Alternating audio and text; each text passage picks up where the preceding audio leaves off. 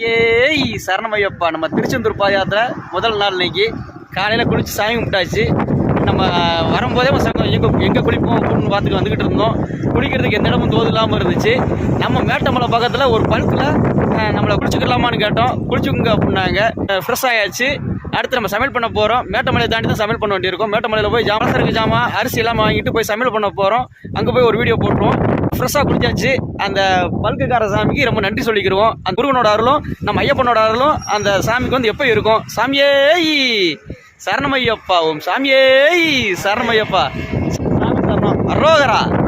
திருச்செந்தூர் முருகனுக்கு, பள்ளிமலை கந்தனுக்கு, பாலதண்ட வாணிக்கு அரோகரா அரோகரா அரோகரா.